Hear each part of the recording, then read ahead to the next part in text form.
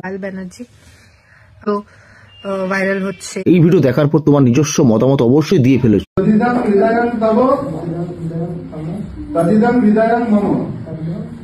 মানে আমার হৃদয় তোমার হলো, তোমার হৃদয় আমার, তাহলে হাটের অসুখ হবে।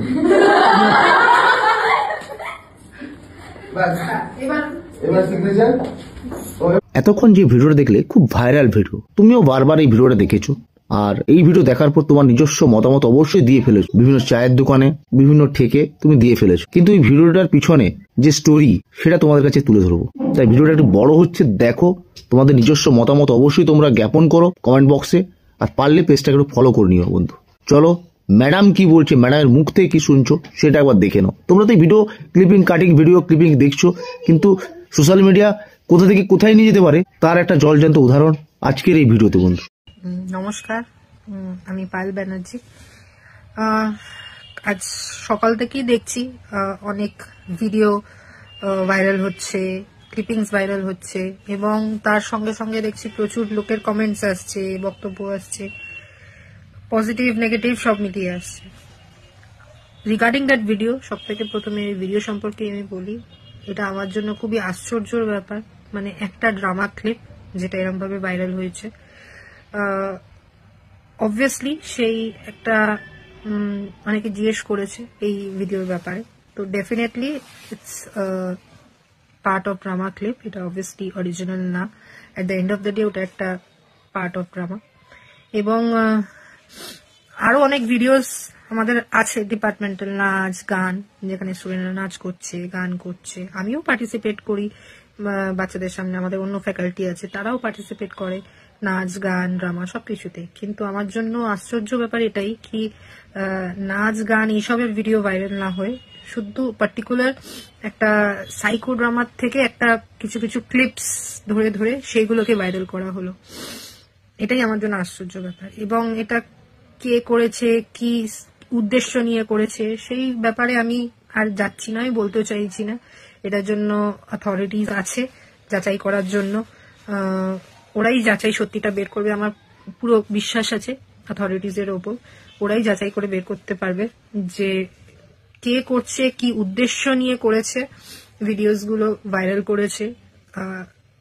কিন্তু এটাই বলবো যে ভিডিওসগুলো ভাইরাল হওয়ার জন্য পেছনে আমার তো ডিফেমেশন হচ্ছেই একটা, সেটা নিয়ে আমিও লড়ছি।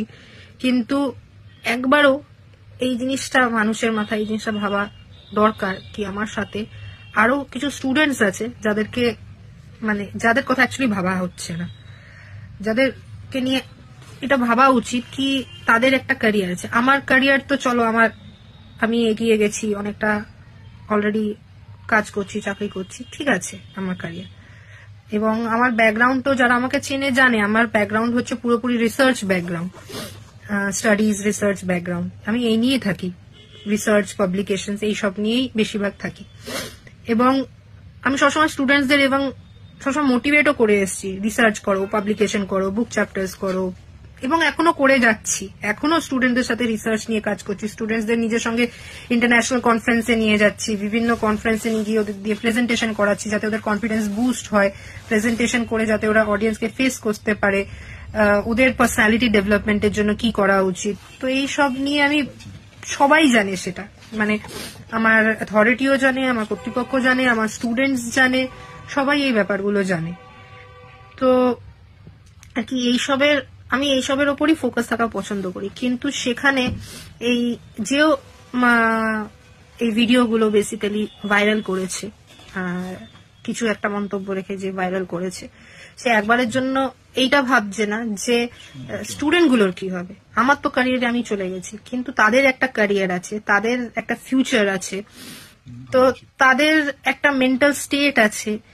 তো কোনোভাবেই আমার মনে হয় না, আমি হাত জোর করে আপনাদের কাছে আমি এটা রিকোয়েস্ট করবো, এটাকে নিয়ে আর না এগোতে, এই ভিডিওগুলোকে নিয়ে আর বাড়াবাড়ি কিছু না করতে। কারণ যেটা যদি কিছু অরিজিনাল ব্যাপার হতো তাহলে আলাদা ব্যাপার, যেগুলো ফেক বেসলেস সেই ভিডিও নিয়ে এত মাতামাতি করে সময় নষ্ট করে কোনো লাভ হবে না। কারণ যত ভিডিওসগুলো আছে এতে আপনাদেরও সময় নষ্ট হচ্ছে, বসে আলোচনা করছেন, এ করছেন, কিন্তু এইসবের সব থেকে যারা ক্ষতিকর হচ্ছে সেগুলো হচ্ছে স্টুডেন্টসরা।